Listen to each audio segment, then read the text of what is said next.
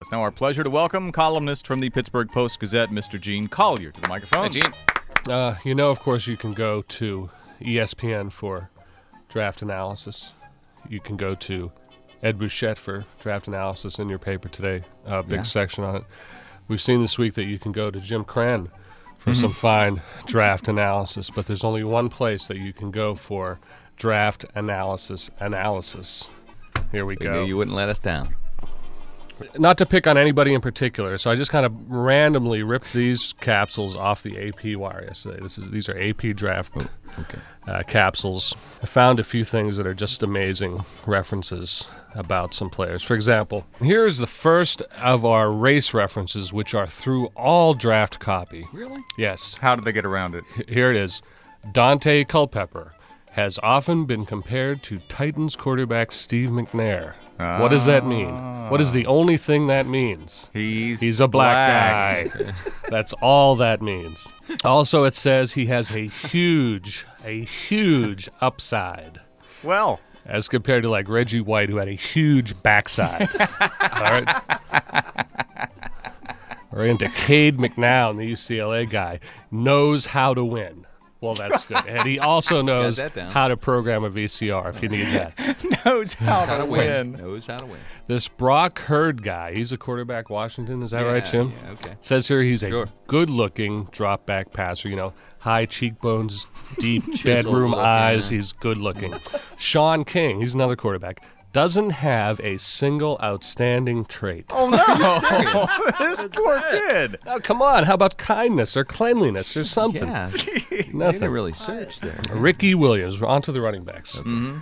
The prediction on Williams is if three quarterbacks go first, he'll go fourth to the Colts or fifth to the Redskins. But Philadelphia might bite. More likely, Philadelphia will just suck. That's why. Check them in October. They will not have bitten. They'll just suck. Basically, when you get to your receivers and defensive backs, with receivers, you're looking for someone who can separate. With defensive backs, you're looking for someone who can close. Oh, yeah. With equipment men, you're looking for someone who can separate the close. That's right.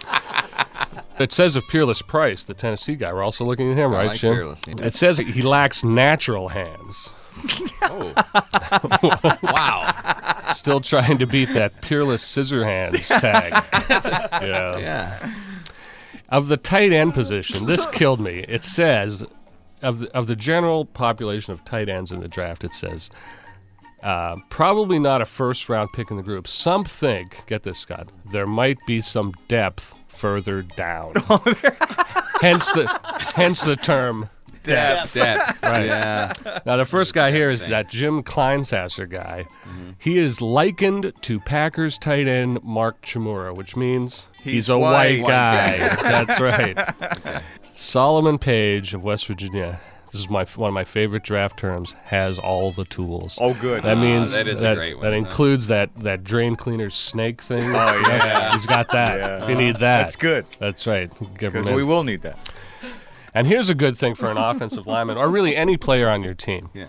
He pulls well.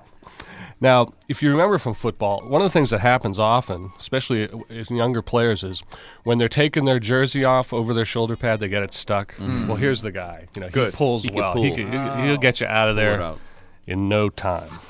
Anthony McFarland says he's a good penetrator, which is a little too much information about him. Right? A little personal. Yep. It says of Lamar King, he's a former UPS employee. It says also he was headed to Nebraska at one point.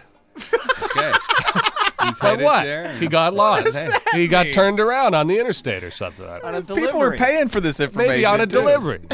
Andy Katzenmoyer, The last 2 minutes of the game when the game was out of hand. who we all know. Oh, Cats. That's, yeah. It says he was arrested twice on alcohol-related charges.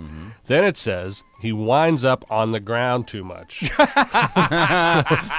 Possibly because he was arrested twice on alcohol-related charges. Chris McAllister, a DB out of Arizona, had, it says here, a sparkling private workout.